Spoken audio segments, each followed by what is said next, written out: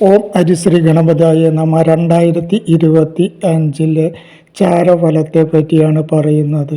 മീനക്കൂറുകാർക്ക് 2025 November മാസം എന്തൊക്കെ ഫലങ്ങളാണ് ഉണ്ടാവുന്നത് എന്ന് നോക്കാം.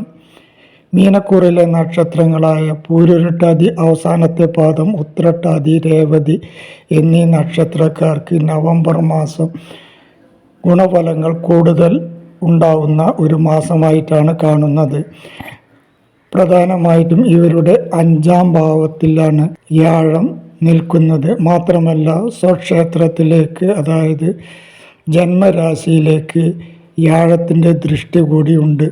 കുറച്ചു കാലമായിട്ട് 7.5 ശനി നടക്കുന്നത് കൊണ്ട് തന്നെ ഒരുപാട് ദുരിതങ്ങൾ ഇവർ അനുഭവിച്ചു കൊണ്ടിരിക്കുകയാണ്.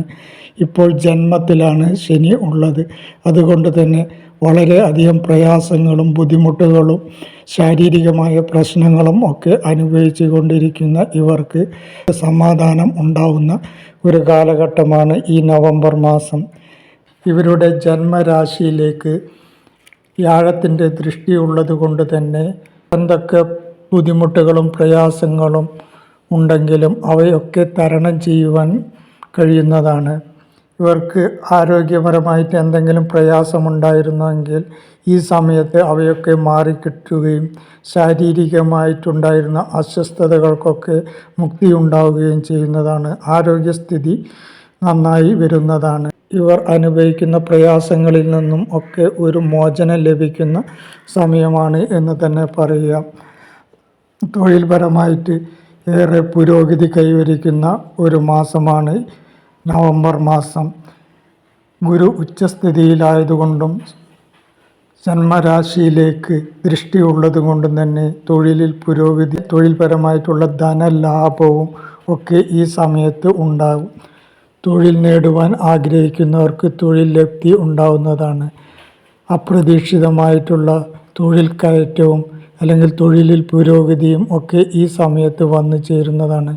മേലധികാരികളിൽ നിന്ന് അനുകൂല മനോഭാവം ഉണ്ടാവുന്നതും ഇഷ്ടപ്പെട്ട സ്ഥലത്തേക്ക് തൊഴിൽ മാറ്റം ലഭിക്കുവാനുള്ള സാധ്യതയും ഒക്കെ ഈ സമയത്ത് ഉണ്ടാവുന്നതാണ്. വിദ്യാർത്ഥികളെ സംബന്ധിച്ച് വിദ്യാഭ്യാസപരമായിട്ടുള്ള നേട്ടങ്ങൾ ഉണ്ടാവുന്ന ഒരു മാസമാണ്. ആഗ്രഹിച്ചിരിക്കുന്ന കോഴ്സുകൾ ലഭിക്കുന്നതും പഠനത്തിൽ പുരോഗതി ഉണ്ടാവുന്നതും ആണ്. എന്നാൽ ഈ മാസം അവസാന കാലഘട്ടത്തിൽ ഇവർക്ക് പഠനപരമായിട്ട് ചില ബുദ്ധിമുട്ടുകളൊക്കെ ഉണ്ടാവാൻ സാധ്യതയുണ്ട് എന്നുകൂടി മനസ്സിലാക്കേണ്ടതാണ്.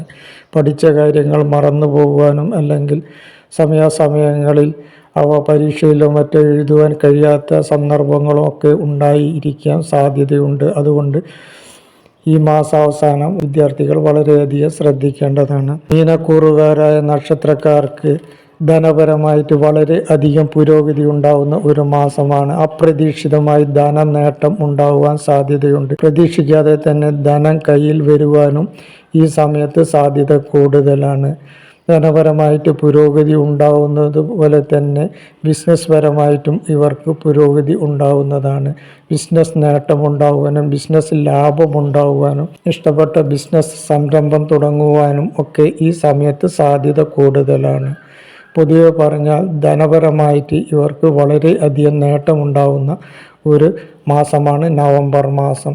ആരോഗ്യപരമായിട്ട് പുരോഗതിയും കുടുംബപരമായിട്ട് സൗഖ്യവും ഒക്കെ ഉണ്ടാവുന്നതാണ്. ഭാര്യ ഭർത്താക്കന്മാർ തമ്മിൽ എന്തെങ്കിലും പ്രശ്നങ്ങളുണ്ടെങ്കിൽ അവയൊക്കെ തീർന്നു കിട്ടുകയും വളരെ രമ്യതയോടെ മുന്നോട്ട് പോകാനും കഴിയുന്ന ഒരു മാസമാണ് നവംബർ മാസം.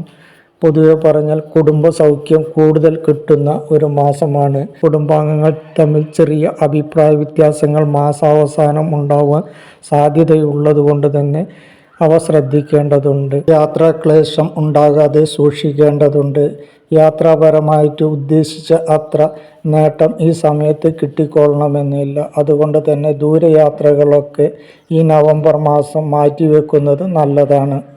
പൊതുവെ പറഞ്ഞാൽ മീനൻ രാശിക്കാർക്ക് കഴിഞ്ഞ കുറേ കാലമായിട്ട് ഉണ്ടായിരുന്ന പ്രയാസങ്ങളും ബുദ്ധിമുട്ടുകളും ഒക്കെ തീർന്നു കിട്ടുകയും വളരെ അധികം സന്തോഷവും ധനനേട്ടവും ആരോഗ്യ സൗഖ്യവും കുടുംബപരമായിട്ടുള്ള പുരോഗതിയും ബന്ധുജന സമാഗമവും ഒക്കെ ഉണ്ടാവുന്ന ഒരു മാസമാണ് നവംബർ മാസം എന്ന് തന്നെ പറയാവുന്നതാണ്.